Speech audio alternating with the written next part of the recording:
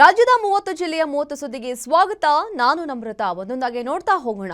Nelamangala crime ರೇಟ್ನಲ್ಲಿ number 1 ಆಗಿದ್ರು ಪೊಲೀಸರು ಮಾತ್ರ ಮೋಜು ಮಸ್ತಿಯಲ್ಲಿ ತೊಡಗಿದ್ದಾರೆ. ಕಳೆದ ರಾತ್ರಿ ಹೊಸ ವರ್ಷಕ್ಕೆ ಬಂದೋಬಸ್ತ್ ಮಾಡೋದನ್ನ ಬಿಟ್ಟು ಎಲ್ಲರೂ ಕುಣಿಯೋದ್ರಲ್ಲಿ ಬ್ಯುಸಿ ಆಗಿದ್ರು. ನೆಲಮಂಗಲ ಟೌನ್ ಎಎಸ್ಐ ಧನರಾಜ್ ನಿವೃತ್ತಿ ಬೀಳ್ಕೊಡುಗೆ ಸಮಾರಂಭ ಎಲ್ಲರೂ ಕುಣಿತಾನೆ ಇದ್ರು. ನೆಲಮಂಗಲದ ಹಾಲಿಡೇ ರೆಸಾರ್ಟ್ ನಲ್ಲಿ ಪಾರ್ಟಿ ಅರೇಂಜ್ ಮಾಡಲಾಗಿತ್ತು. ಈ ಪಾರ್ಟಿಗೆ ಪೊಲೀಸರೆಲ್ಲರೂ ಮಫ್ತಿಯಲ್ಲಿ ಬಂದು ಡ್ಯಾನ್ಸ್ ಅಂತ ಸ್ಟೆಪ್ಸ್ ಹಾಕಿದ್ರು. ಕರ್ನಾಟಕ ರಾಜ್ಯದಲ್ಲೇ ಅಪರಾಧಿ ಪ್ರಕರಣಗಳಲ್ಲಿ ನೆಲಮಂಗಲ ನಂಬರ್ 1 ಪಟ್ಟಿಯಲ್ಲಿದ್ರು. ಪೊಲೀಸರು ಮಾತ್ರ ತಲೆಕೆಡಿಸಿಕೊಂಡಿಲ್ಲ. ದುರಂತ ಅಂತಂದ್ರೆ ನಿವೃತ್ತಿ ಬೀಳ್ಕೊಡುಗೆಗಾಗಿ ನೆಲಮಂಗಲ ಸ್ಟೇಷನ್ ಇಡೀ ದಿನ ಖಾಲಿಯಾಗಿತ್ತು.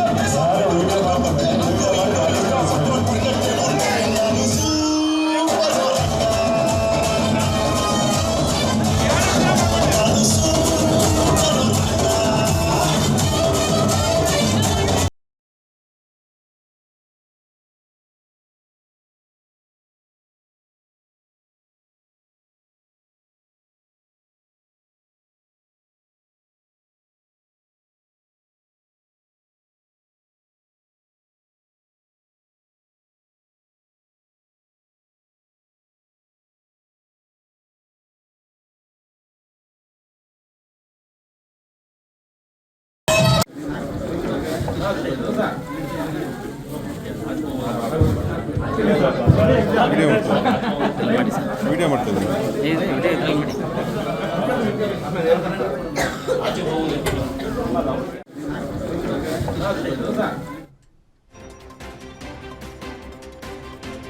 ವಿಜಯಪುರದಲ್ಲಿ ಮಫ್ತಿಯಲ್ಲಿದ್ದ ಪಿಎಸ್ಐ ಮೇಲೆಯೇ ಸ್ವಾಮೀಜಿಯೊಬ್ಬರು ಕಪಾಳಮೋಕ್ಷ ಮಾಡಿದ್ದಾರೆ. ಖಾಸಗಿ ಮೆಡಿಕಲ್ ಕಾಲೇಜು ವಿರೋಧಿಸಿ ನಡೀತಾ ಇದ್ದ ಪ್ರತಿಭಟನೆ ಸಂದರ್ಭದಲ್ಲಿ ಈ ಘಟನೆ ನಡೆದಿದೆ. ಪ್ರತಿಭಟನೆ ನಡೆಸುತ್ತಿದ್ದಾಗ ಸ್ವಾಮೀಜಿಯ ಮೊಬೈಲ್ ಅನ್ನ ಮಫ್ತಿಯಲ್ಲಿದ್ದ ಪೊಲೀಸರು ಕಸಿದುಕೊಂಡಿದ್ರು.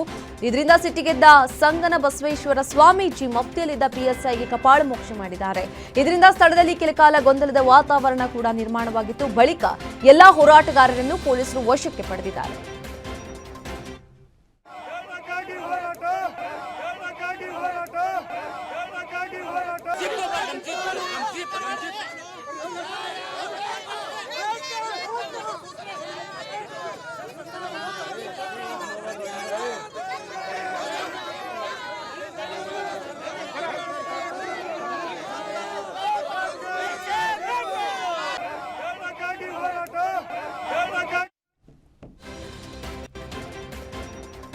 ಸೂಕ್ತ ಮನೆ ನಿರ್ಮಿಸಿಕೊಡಿ ಅಂತ ಯಾದಗಿರಿಯ ಮದನಪುರ ಬಡಾವಣೆಯ ಸ್ಲಂ ನಿವಾಸಿಗಳು ಕಣ್ಣೀರು ಹಾಕಿದ್ದಾರೆ. ಕಳೆದ 60 ವರ್ಷಗಳಿಂದ ವಿವಾದಿತ ಜಾಗದಲ್ಲೇ ಶೆಡ್ನಲ್ಲಿ ವಾಸ ಮಾಡ್ತಿದ್ದೇವೆ, ಹೀಗಾಗಿ ಇದೇ ಜಾಗದಲ್ಲಿ ನಮಗೆ ಮನೆ ನಿರ್ಮಿಸಿಕೊಡಿ ಅಂತ ಹೇಳಿ ಪಟ್ಟು ಹಿಡಿದಿದ್ದಾರೆ. ಬೆಂಗಳೂರಿನ ಯಲಹಂಕದ ಕೋಗಿಲು ಸಂತ್ರಸ್ತರಿಗೆ ಮಾನವೀಯತೆಯ ಆಧಾರದ ಮೇಲೆ ಮನೆ ಕೊಡ್ತಿದೆ, ಆದ್ರಿಲ್ಲಿ ನಮಗೆ ಹಕ್ಕುಪತ್ರ ಕೊಡೋಕೆ ಸರ್ಕಾರ ಹಿಂದೇಟು ಹಾಕ್ತಾ ಇದೆ ಅಂತ ಮಹಿಳೆಯರು ಆಕ್ರೋಶವನ್ನು ವ್ಯಕ್ತಪಡಿಸಿದರು. ರಾಜ್ಯದಲ್ಲಿನ ನಾಯಕತ್ವವನ್ನು ಹೈಕಮಾಂಡ್ ನಾಯಕರು ತೀರ್ಮಾನಿಸುತ್ತಾರೆ ಅಂತ ಶಾಸಕ ಬಿ ದೇವೇಂದ್ರಪ್ಪ ಹೇಳಿದ್ದಾರೆ. ದಾವಣಗೆರೆಯ ಜಗಳೂರಿನಲ್ಲಿ ಮಾತನಾಡಿದ ಅವರು, ಸಿಎಂ ಸ್ಥಾನವನ್ನ ಸಹಜವಾಗಿ ಕೇಳೋಕೆ ಎಲ್ರಿಗೂ ಹಕ್ಕಿದೆ, ಅದನ್ನ ಹೈಕಮಾಂಡ್ ನಾಯಕರು ತೀರ್ಮಾನ ಮಾಡ್ತಾರೆ ಅಂತ ಹೇಳಿದ್ದಾರೆ. ಕಾಂಗ್ರೆಸ್ನಲ್ಲಿ ಎಲ್ಲರೂ ಚೆನ್ನಾಗಿಯೇ ಇದ್ದಾರೆ, ಅವರ ಬ್ರೇಕ್ಫಾಸ್ಟ್ಗೆ ಇವರು ಹೋಗಿದ್ದಾರೆ, ಇವರ ಬ್ರೇಕ್ಫಾಸ್ಟ್ಗೆ ಅವರು ಬಂದಿದ್ದಾರೆ, ಇದರಲ್ಲಿ ಯಾವುದೇ ಗೊಂದಲ ಇಲ್ಲ ಅಂತ ಶಾಸಕರು ತಿಳಿಸಿದ್ದಾರೆ. ಅರಣ್ಯ ಸಚಿವ ಈಶ್ವರ್ ಖಂಡ್ರೆ ವಿರುದ್ಧ ಶಾಸಕ ಸೋಮಶೇಖರ್ ತೀವ್ರ ಆಕ್ರೋಶ ವ್ಯಕ್ತಪಡಿಸಿದ್ದಾರೆ. ಯಶವಂತಪುರ ಕ್ಷೇತ್ರದ ಚಿಕ್ಕನಹಳ್ಳಿಯಲ್ಲಿ ಅಕ್ರಮವಾಗಿ ಬಂಡೆ ಬ್ಲಾಸ್ಟ್ ಮಾಡಿದ್ದರಿಂದ 4 ಚಿರತೆಗಳು ಸಾವನ್ನಪ್ಪಿವೆ ಅಂತ ಆರೋಪಿಸಿದ್ದಾರೆ. ಚಿರತೆಗಳು ಡೆತ್ ಆಗಿರೋ ಸುದ್ದಿ ಗಮನಕ್ಕೆ ಬಂದ ಕೂಡಲೇ ಫಾರೆಸ್ಟ್ ಆಫೀಸರ್ ಗಮನಕ್ಕೆ ತಂದಿದ್ದೇನೆ, ಆದರೆ ಅರಣ್ಯ ಸಚಿವರ ಗಮನಕ್ಕೆ ತರಲು ಸಾಕಷ್ಟು ಕರೆ ಮಾಡಿದ್ರು, ಕರೆ ಸ್ವೀಕರಿಸಿಲ್ಲ. ಚಿರತೆ ಸಾವಿಗೆ ಕಾರಣ ಯಾರು ಅಂತ ಶಾಸಕ ಎಸ್ಟಿ ಸೋಮಶೇಖರ್ ಪ್ರಶ್ನಿಸಿದ್ದಾರೆ.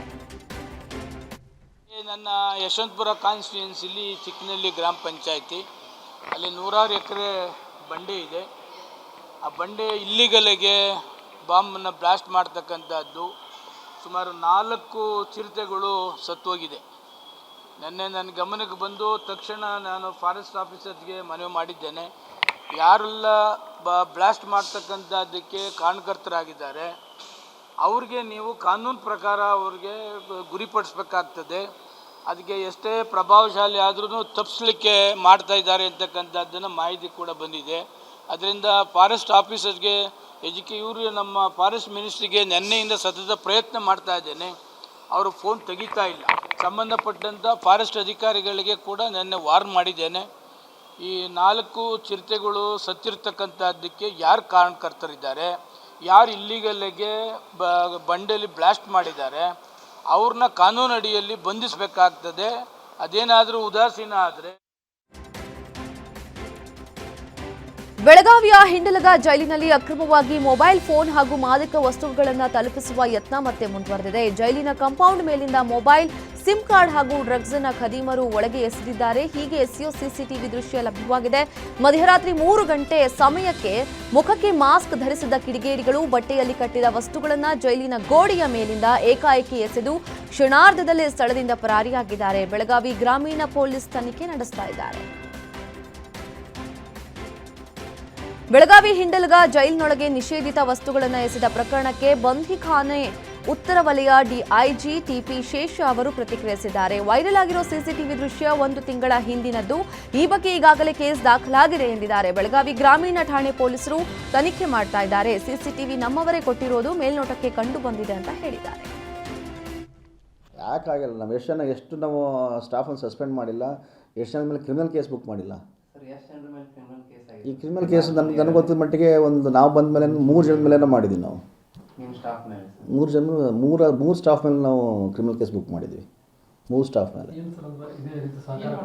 ಹೌದು, ಕಾಂಟ್ರಾಬ್ಯಾಂಡ್ ಆರ್ಟಿಕಲ್ಸನ್ನು ಅವರು ಸಪ್ಲೈ ಮಾಡ್ತಾ ಇದಕ್ಕೆ. ಮೊಬೈಲು, ಮೇಜರ್ ಮೊಬೈಲು ಒಂದು 5% ಇದ್ದಾರೆ. ಎಲ್ಲರಿಗೂ ಫ್ರಿಸ್ಕಿಂಗ್ ಆಗುತ್ತೆ. ಅಂದರೆ ಯಾವಾಗ ಅವಾಯ್ಡ್ ಆಗುತ್ತೆ ಅಂದರೆ KSISF ಮತ್ತು ನಮ್ಮ ಸ್ಟಾಫ್ ಎರಡೂ ಕೂಡ ಕನೆನ್ಸ್ ಇದ್ದಾಗ. ಈಗ ನೀವು ಪ್ರಾಂಪ್ಟಾಗಿ ನೀವು ಸರ್ಚ್ ಮಾಡ್ತಾ ಇದ್ದೀರಾ ಅಂತಂದಾಗ, ನಾನೇನು ತೊಗೊಂಡು ಹೋಗ್ತಾ ಇದ್ದೀನಿ ಅಂತಂದರೆ ನೀವು ಪ್ರಾಂಪ್ಟಾಗಿ ಸರ್ಚ್ ಮಾಡಿದಾಗ ನಾನು ಸೇರಿಕೊಳ್ಳೇಬೇಕಾಗುತ್ತೆ. ನಾನು ಆ್ಯಕ್ಚುಲಿ ಎಕ್ಸೆಪ್ಟ್ ಸೂಪರಿಂಟೆಂಡೆಂಟ್ ಯಾರು ಯಾಕಾಗಲ್ಲ, ನಾವು ಎಷ್ಟು ನಾವು ಸ್ಟಾಫನ್ನು ಸಸ್ಪೆಂಡ್ ಮಾಡಿಲ್ಲ, ಎಷ್ಟು ಜನ ಮೇಲೆ ಕ್ರಿಮಿನಲ್ ಕೇಸ್ ಬುಕ್ ಮಾಡಿಲ್ಲ. ಈ ಕ್ರಿಮಿನಲ್ ಕೇಸ್ ನನಗೆ ಗೊತ್ತಿದ್ದ ಮಟ್ಟಿಗೆ ನಾವು ಬಂದ ಮೇಲೆ 3 ಜನ ಮೇಲೆ ಮಾಡಿದ್ವಿ. ನಾವು 3 ಸ್ಟಾಫ್ ಮೇಲೆ ನಾವು ಕ್ರಿಮಿನಲ್ ಕೇಸ್ ಬುಕ್ ಮಾಡಿದ್ವಿ. ನವವಿವಾಹಿತ ಜೋಡಿ ಗಾನವಿ ಮತ್ತು ಸೂರಜ್ ಆತ್ಮಹತ್ಯೆ ಕೇಸ್ನಲ್ಲಿ ಸ್ಫೋಟಕ ಟ್ವಿಸ್ಟ್ ಸಿಕ್ಕಿದೆ. ಮೊದಲು ಆತ್ಮಹತ್ಯೆ ಮಾಡಿಕೊಂಡ ಗಾನವಿ ಕುಟುಂಬದ 8 ಜನರ ವಿರುದ್ಧ ಎಫ್ಐಆರ್ ದಾಖಲಾಗಿದೆ. ಸೂರಜ್ ಅತ್ತಿಗೆ ನೀಡಿದ ದೂರಿನ ಆಧಾರದ ಮೇಲೆ ವಿದ್ಯಾರಣ್ಯಪುರ ಪೊಲೀಸ್ ಠಾಣೆಯಲ್ಲಿ ಎಫ್ಐಆರ್ ಆಗಿದೆ.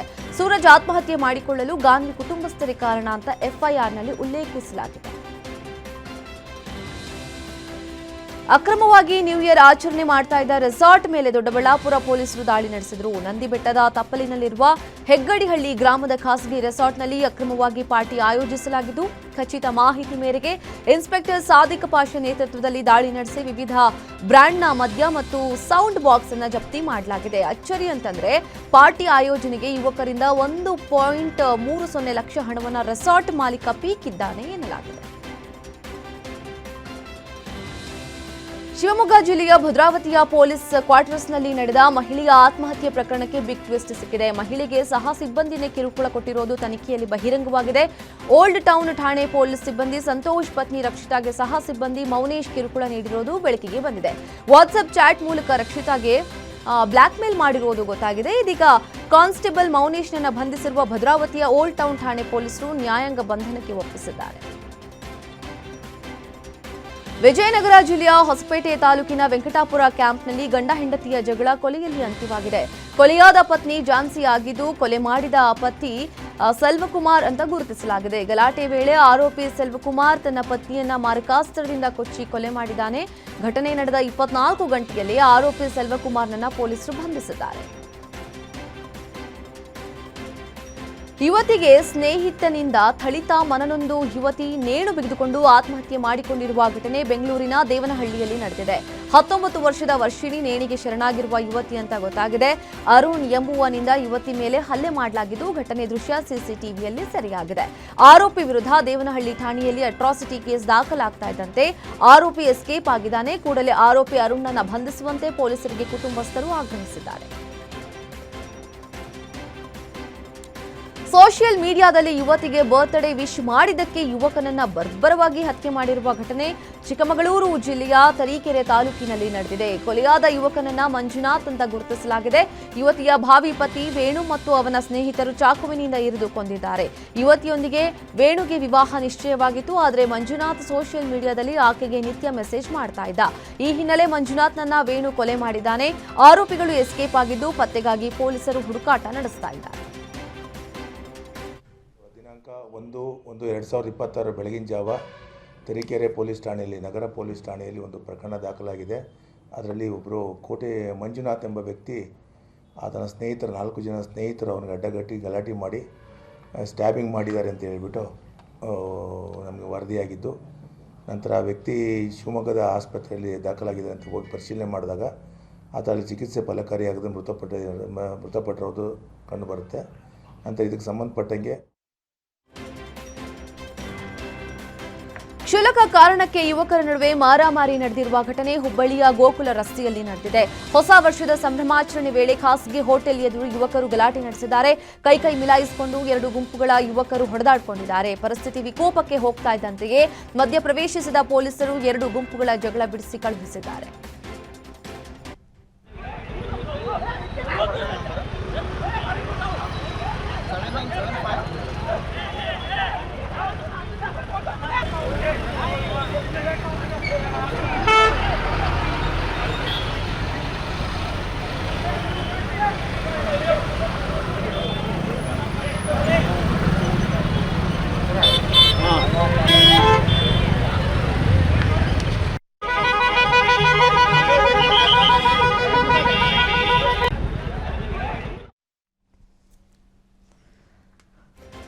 ಹೋಟೆಲ್ನಲ್ಲಿ ಟೀ ಕುಡಿಯುವ ವಿಚಾರಕ್ಕೆ ಸಿಬ್ಬಂದಿ ಮೇಲೆ ಹಲ್ಲೆ ಮಾಡಿರುವ ಘಟನೆ ಚಿಕ್ಕಮಗಳೂರು ಬಸ್ ನಿಲ್ದಾಣದಲ್ಲಿ ನಡೆದಿದೆ.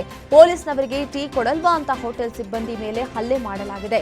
ಕಾರಿನಲ್ಲಿ ಬೆಳಗ್ಗೆ ಹೋಟೆಲ್ಗೆ 5 ಬಂದಿದ್ರು. ಈ ವೇಳೆ ನಾನು ಶಿವಮೊಗ್ಗ ಮೂಲದ ಕಾನ್ಸ್ಟೇಬಲ್, ನನಗೆ ನೀನು ಟೀ ಕೊಡಲ್ವಾ ಅಂತ ಹಲ್ಲೆ ಮಾಡಿದ್ದಾರೆ. ಘಟನೆ ದೃಶ್ಯ ಸಿಸಿಟಿವಿಯಲ್ಲಿ ಸೆರೆಯಾಗಿದ್ದು ನಗರ ಪೊಲೀಸ್ ಠಾಣೆಯಲ್ಲಿ ಪ್ರಕರಣ ದಾಖಲಾಗಿದೆ.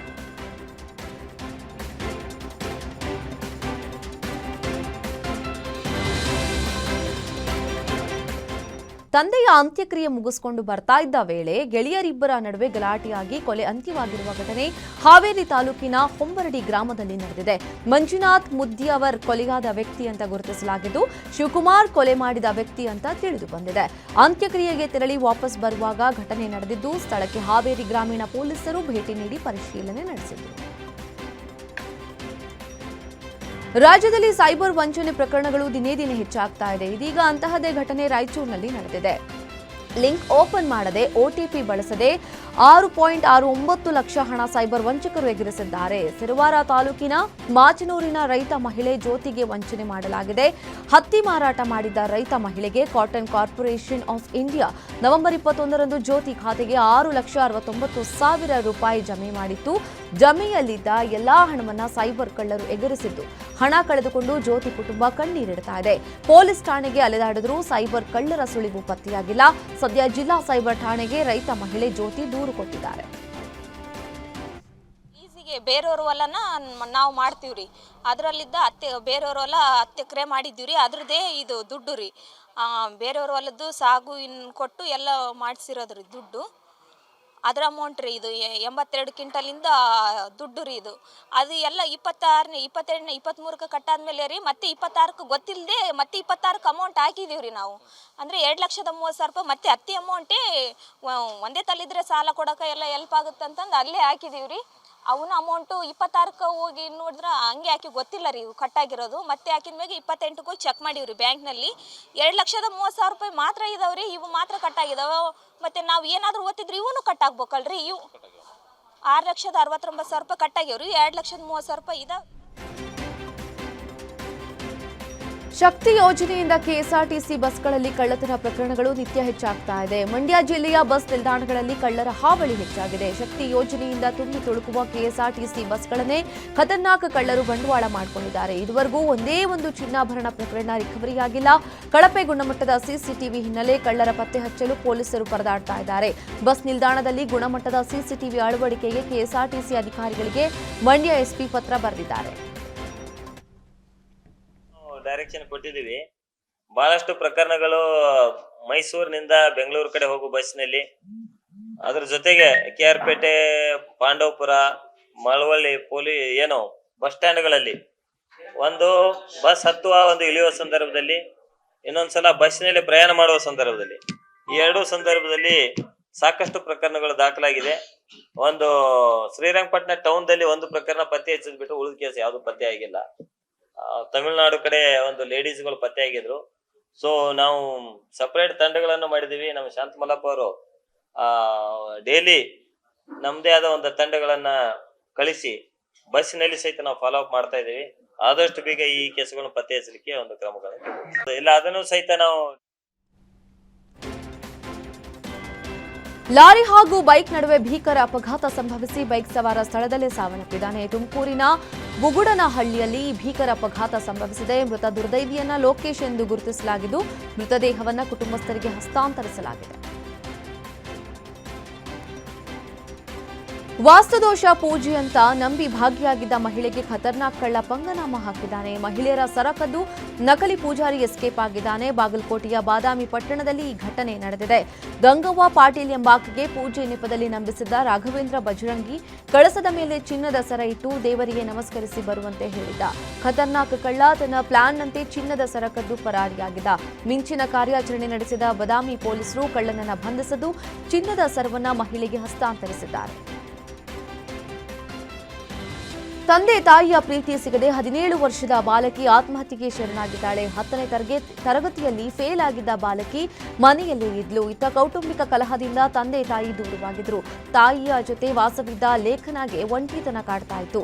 ನನಗೆ ತಂದೆ ತಾಯಿ ಪ್ರೀತಿ ಸಿಗ್ತಾ ಇಲ್ಲ, ಒಂಟಿ ಭಾವನೆ ಕಾಡ್ತಾ ಇದೆ, ನನ್ನ ಸಾವಿಗೆ ನಾನೇ ಕಾರಣ ಅಂತ ಡೆತ್ ನೋಟ್ ಬರೆದಿಟ್ಟು ಲೇಖನ ಆತ್ಮಹತ್ಯೆಗೆ ಶರಣಾಗಿದ್ದಾಳೆ.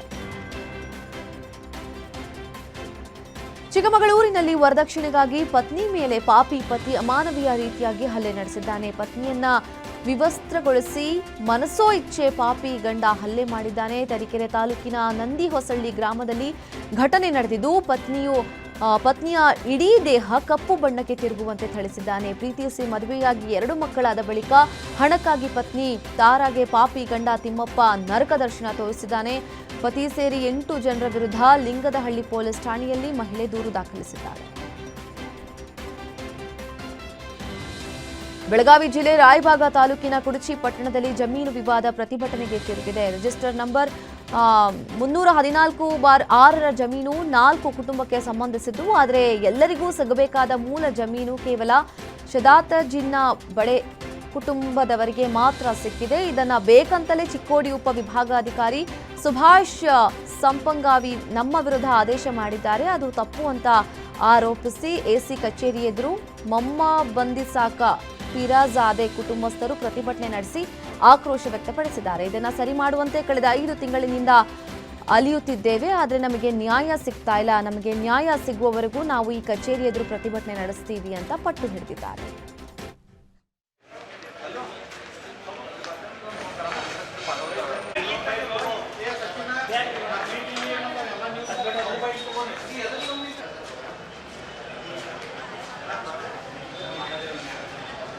ಖರ್ಚು ಮಾಡಬೇಕಲ್ಲ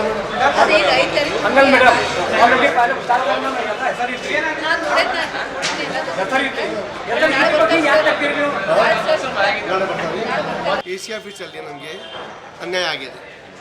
ನಮ್ಮ ಉತ್ತಾರ 314/6 ಸರ್ವೆ ನಂಬರ್ ಕುರ್ಚಿಯಲ್ಲಿ ಅದರಾಗ 4 ಫ್ಯಾಮಿಲಿ ಹೆಸರಿದ್ದು. ಒಂದು ಕಾಳಿಮುಂಡಾಸೆ, ಒಂದು ಪಿರ್ಜಾದೆ, ಒಂದು ಕಲ್ಲಪ್ಪ ಎಲ್ಲಣ್ಣವರ, ಮತ್ತು ಶದಾ ಜಿನಾಬಡೆ. ಇಲ್ಲಿ ಆಫೀಸರಲ್ಲಿ ಅದು ಶದಾ ಜಿನಾಬಡೆ ಅಷ್ಟು ಇಟ್ಟಿದ್ದಾರೆ, 3 ಮಂದಿ ತೆಗೆದುಹಾಕಿದ್ದಾರೆ.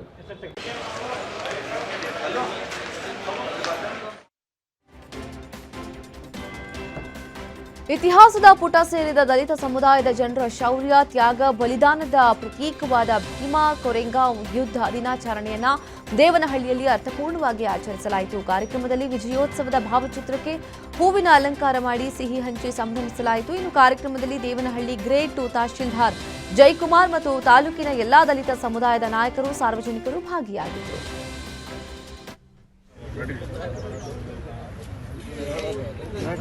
ಜನವರಿ 1ನೇ ತಾರೀಕು ತಮ್ಮ ಬದುಕಿನ ಕೊನೆಯ ದಿನಗಳ ತನಕ ಆ ಸ್ತೂಪಕ್ಕೆ ಹೋಗಿ ಆ ವೀರ ಯೋಧರಿಗೆ, ಮಡಿದಂಥ ವೀರ ಯೋಧರಿಗೆ ಗೌರವ ಸಲ್ಲಿಸಿ ಬರ್ತಾ ಇದ್ರು. ಇದು ಅಂಬೇಡ್ಕರ್ ಅವರು ನಮಗೆ ಕೊಟ್ಟಿರುವಂಥ ಚರಿತ್ರೆ. ಆರೋಗ್ಯ ಕರುಣಿಸಲಿ ಅಂತ ಹೇಳ್ತೀನಿ. ಈ ಭೀಮಾ ಕೊರೆಗಾಂವ್ ವಿಜಯೋತ್ಸವ ಏನು ಆಚರಿಸ್ತೇವೆ, ಇದು ಬಹುಮುಖ್ಯವಾಗಿ ಸಮಾನತೆಯ ಪ್ರತೀಕ. ಏಕೆಂತಂದರೆ ಯಾರೂ ಈಗ ಎಲ್ಲರಿಗೂ ಬೇಕಾಗಿರೋದು ಸಮಾನತೆ ಬಹುಮುಖ್ಯವಾಗಿರುತ್ತೆ. ಅದರಿಂದ ಯಾವುದೇ ವಿರೋಧಗಳು, ಯಾವುದೇ ತೊಂದರೆಗಳು ಜನರಿಗೆ ಆಗದಂತೆ ನಡ್ಕೊಳ್ಳುವಂಥದ್ದು ಇದು. ನಿಟ್ಟೆ ಸಮೂಹ ಶಿಕ್ಷಣ ಸಂಸ್ಥೆಗಳ ಸಂಸ್ಥಾಪಕ ಎನ್ ವಿನಯ್ ಹೆಗಡೆ ಇಂದು ಮಂಗಳೂರಿನ ಕದ್ರಿಯ ಶಿವಭಾಗ್ ನಿವಾಸದಲ್ಲಿ ನಿಧನರಾಗಿದ್ದಾರೆ. ಉಡುಪಿ ಜಿಲ್ಲೆಯ ಕಾರ್ಕಳ ತಾಲೂಕಿನ ನಿಟ್ಟೆ ಮೂಲದ ವಿನಯ್ ಹೆಗಡೆ ಕೆಲವು ದಿನಗಳಿಂದ ವಯೋಸಹಜ ಕಾಯಿಲೆಯಿಂದ ಬಳಲ್ತಾ ಇದ್ರು. ವಿನಯ್ ಹೆಗಡೆ ಅವರು ಶಿಕ್ಷಣ ಮತ್ತು ಆರೋಗ್ಯ ಕ್ಷೇತ್ರದಲ್ಲಿ ಕ್ರಾಂತಿಕಾರಿ ಬದಲಾವಣೆ ತಂದಿದ್ರು. ಗ್ರಾಮೀಣ ಪ್ರದೇಶವಾಗಿದ್ದ ನಿಟ್ಟೆಯನ್ನ ಅಂತಾರಾಷ್ಟ್ರೀಯ ಮಟ್ಟದ ಶೈಕ್ಷಣಿಕ ಕೇಂದ್ರವಾಗಿ ಪರಿವರ್ತಿಸಿದ ಶಿಕ್ಷಣ ತಜ್ಞರ ಅಗಲಿಕೆಗೆ ಹಲವು ಗಣ್ಯರು ಕಂಬನಿ ಮಿಡಿದಿದ್ದಾರೆ. ಚಿಕ್ಕಮಗಳೂರು ನೂತನ ಎಸ್ಪಿಯಾಗಿ ಜಿತೇಂದ್ರ ಕುಮಾರ್ ದಯಾಮ ಅಧಿಕಾರ ಸ್ವೀಕರಿಸಿದ್ದಾರೆ. ಧರ್ಮಸ್ಥಳದ ಬುರುಡೆ ಪ್ರಕರಣದ ತನಿಖಾಧಿಕಾರಿಯಾಗಿ ಹಾಗೂ ಎಎನ್ಎಫ್ ಎಸ್ಪಿಯಾಗಿಯೂ ಜಿತೇಂದ್ರ ಕುಮಾರ್ ದಯಾಮ ಕರ್ತವ್ಯ ನಿರ್ವಹಿಸಿದರು. ವಿಕ್ರಮ್ ಅಮಟೆ ವರ್ಗಾವಣೆ ಹಿನ್ನೆಲೆಯಲ್ಲಿ ತೆರವಾದ ಸ್ಥಾನಕ್ಕೆ ಜಿತೇಂದ್ರ ಕುಮಾರ್ ದಯಾಮ ಅವರನ್ನು ನೇಮಕ ಮಾಡಿ ರಾಜ್ಯ ಸರ್ಕಾರ ಆದೇಶಿಸಿದೆ.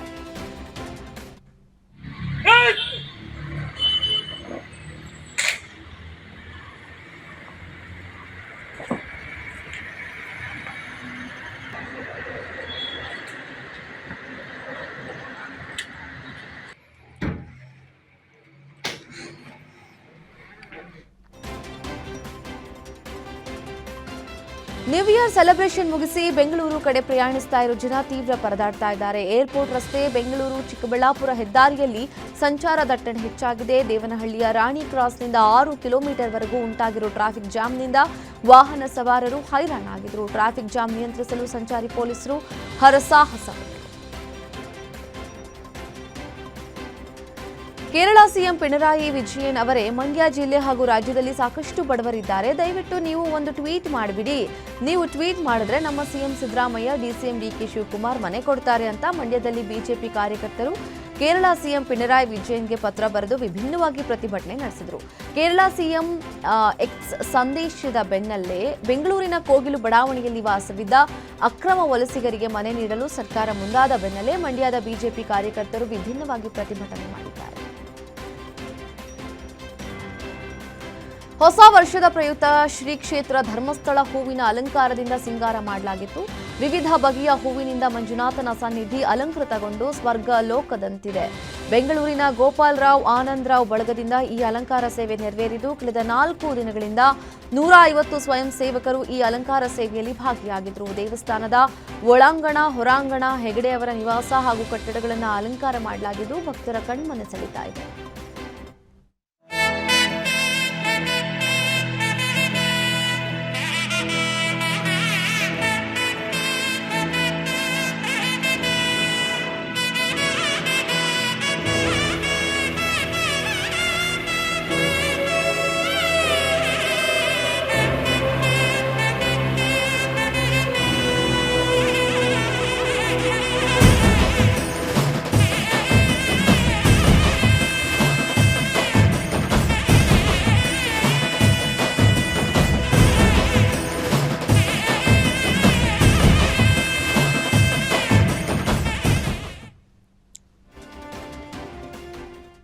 ವರ್ಷದ ಮೊದಲ ದಿನ ಹಾಗೂ ಮೊದಲ ಗುರುವಾರ ಹಿನ್ನೆಲೆ ಮಂತ್ರಾಲಯಕ್ಕೆ ಭಕ್ತ ಸಾಗರವೇ ಹರಿದು ಬಂದಿದೆ. ರಾಯರೇ ಎಲ್ಲಾ ಒಳಿತು ಮಾಡಪ್ಪ ಅಂತ ದೇವರಿಗೆ ಪ್ರಾರ್ಥನೆ ಸಲ್ಲಿಸಿದ್ದಾರೆ. 2025ರ ವರ್ಷಾಂತ್ಯ 2026ರ ಆರಂಭದ ಹಿನ್ನೆಲೆಯಲ್ಲಿ ರಾಯಚೂರಿನ ಮಂತ್ರಾಲಯದ ರಾಯರ ಮಠಕ್ಕೆ ಸಾಗರೋಪಾದಿಯಲ್ಲಿ ಬಂದ ಭಕ್ತರು ತುಂಗಭದ್ರಾ ನದಿಯಲ್ಲಿ ಪುಣ್ಯ ಸ್ನಾನ ಮಾಡಿ ಪುನೀತರಾದರು.